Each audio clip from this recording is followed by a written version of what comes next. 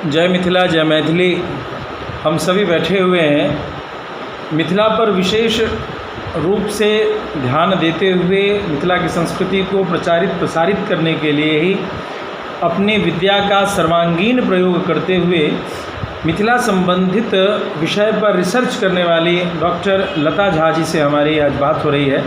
मैं माता जी के चरणों में कोटि कोटि नमन करता हूं और यह पूछना चाहता हूं कि मिथिला संबंधित किस विषय पर माता जी आपने शोध प्रपत्र पूर्ण किया।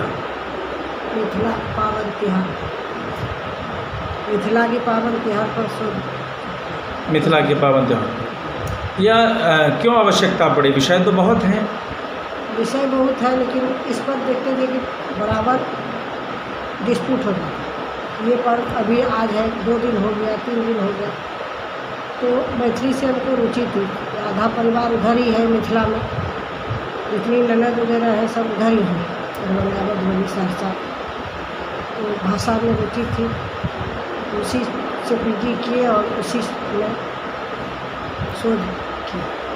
अच्छा, हम सब जो अपने विधि व्यवहार के जो व्यवस्था के लिए ऊपर रिसर्च के लिए अहाँ के तरफ से, अहाँ की ओर से वर्तमान में जो मिथिला के युवक युवती सब छथिन उनका प्रति की निवेदन किछ उनका सबके की संदेश? उनका सब कहबै कि वो सब आगा और आबिका मिथिला के जे संस्कृति डूबल जा रहल छै तकरा बचाउ।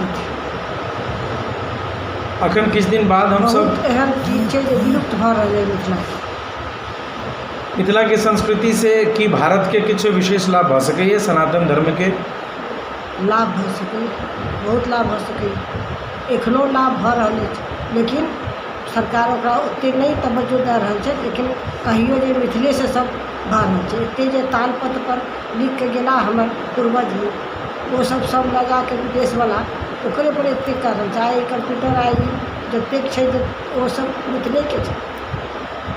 यहाँ के अनुसार जो हमर तालपत्र पे लिखल जे शोध छला सब विलुप्त भऽ गेल। गोटे एकटा एखन कतौ दरभंगा में राखल है कोनो लाइब्रेरी में, और तो सब छै नहीं, वो सब की तखन एकटा लोग की एकटा कविता 2 लाइन जे लोग तखन लोग के लिखऽ पढ़ऽ नहीं आबै छलै तऽ मुँह से बजै छलखिन लोकोक्ति कविता, ओहि पर से कतेक एकर किताब लिखल जा सकैए। तो वो सब विलुप्त भऽ गेल।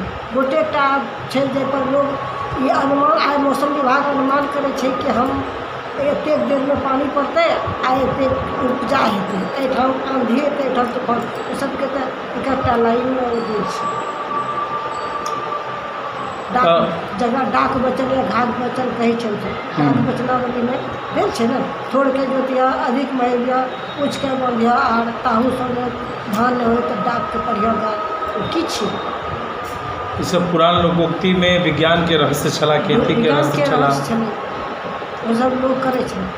एखन लोग कहै छै यार ई सांस बहै छै चलै छै तऽ की हेतै, या ई हवा बहै छै तऽ की कहै छै, वो सब वही में लिख कर। यानी ज्योतिष के ज्ञान मिथिला साहित्य में भरल पुरल छै, बहुत भरल पुरल छै। सब तरह के ज्ञान छै, कोनो एहन ज्ञान छै मिथिला अछूता नहीं छै। लेकिन वहाँ यात्री जी लिख गेल छै जे तानसेन कतेक रंगरमा कतेक क्षति हरायल महिष बारह खेल।